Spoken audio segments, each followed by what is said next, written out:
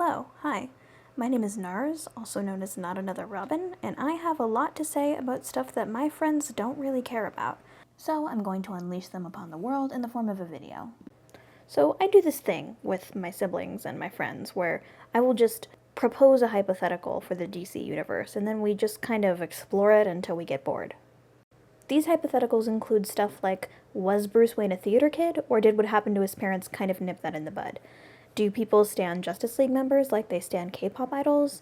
And what is the real person fiction space like in the DC universe? I bet it's popping.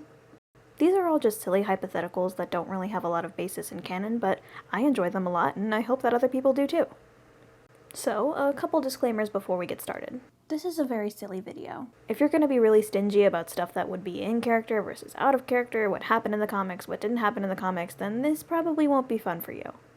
And that's okay. There's tons of analysis videos out there. Go have fun somewhere else.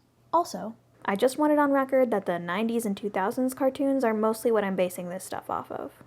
Yeah, everybody point and laugh and throw tomatoes. The mainline comics are kind of a blind spot for me. Though I swear I'm trying to get better. Leave your favorite runs in the comments. Also, I am very amateur at recording, so please bear with me while I figure it out. Anyway, without further ado, let's get to the questions. Firstly, was Bruce Wayne a theater kid? Now, if we were asking if Bruce Wayne was a weird kid, that answer would be so much simpler. Yes, of course he was. Well-adjusted children do not grow up to be Batman. Even before the death of his parents, I think he had big Wednesday Addams energy. Sir Arthur Conan Doyle and Agatha Christie were at the top of his bedtime story reading list. In my mind, his biggest childhood crush was either Frankenstein or, which brings us to our question, the Phantom of the Opera. Bruce may not have been a theater kid before 1986, but when Andrew Lloyd Webber adapted one of his favorite books, all bets were off. Picture this. You are Alfred Pennyworth. The boy you're raising is like 12 or 13, and he has reached his angst phase a little early. One day he hears from kids at school that they've made Phantom of the Opera into a musical. You're like, oh my god, he's interested in something. Let's take him to New York. You get there, he loves it, he's changed forever. Being a card-carrying thespian yourself, you're very excited about this. Like, he's a little shy for the spotlight, but hey, there's always crew. You take him home and mentally prepare yourself for his audition to Juilliard. That very night, you notice, where the hell are my velvet curtains? Surprise, Bruce is now skulking around in a long dark cape and a papier-mâché mask. He has changed forever in the exact wrong way. For months, your life is scored by a preteen doing his best Michael Crawford impression. However, the bullies of Gotham are nothing if not persistent, and Bruce eventually drops it. Fast forward, next thing you know, Bruce is in his 20s and he's asking you to make him yet another cape. He says it's to strike fear into the hearts of criminals. You quietly don't believe him. End scene. In conclusion, Bruce Wayne was definitely a theater kid. And you know what? The Rogues are honorary theater kids too.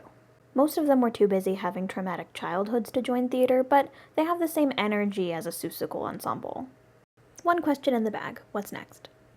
Do people stan Justice League members like they stan K-pop idols? My answer? Absolutely. Well, it kind of depends on the member, actually. Let's go through the original 7. My personal favorite for this concept is the Flash, because just about everyone in Central City is a Flash stan. Does anybody else remember Flash Appreciation Day? One of my favorite inconsequential headcanons is that Wally West's mom has a Flash tattoo, and it's not even considered a threat to his identity because, like, every other bitch in Central City has a Flash tattoo.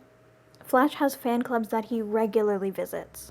Flash has hometown support, but I think Batman, Superman, and Wonder Woman would be just as popular in the DC universe as they are in real life. They're hot people who save the world. Come on. Bruce tries his best to ignore his following. In fact, he kind of hates it. He much preferred it when he was an urban legend. It was better for his mission, and it made him feel cooler. Superman loves his fans, but he's mostly concerned about the lengths they'll go to meet him. At least once or twice a month, someone will travel to Metropolis and throw themselves off a building to meet Superman. And no matter how many PSAs he stars in, they just keep showing up. Wonder Woman is for the girls and the girls alone.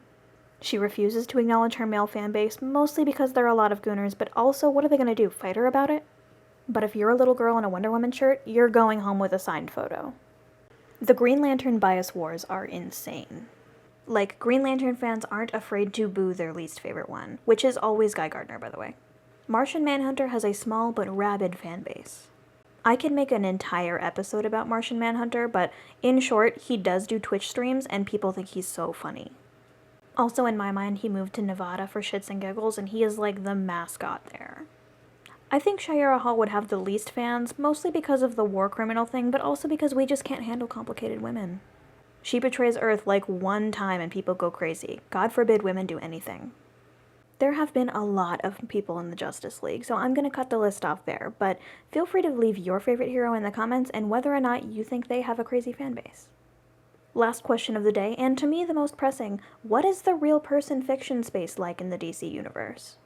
With superheroes and villains with such big personalities, I think the RPF stuff goes crazy, especially in Gotham City. Just like you have to root for the Mets in New York, you have to have a shipping opinion on Batman in Gotham City. Batcat is the most popular, not because of their awesome chemistry, but because they're a man and a woman who stand next to each other sometimes.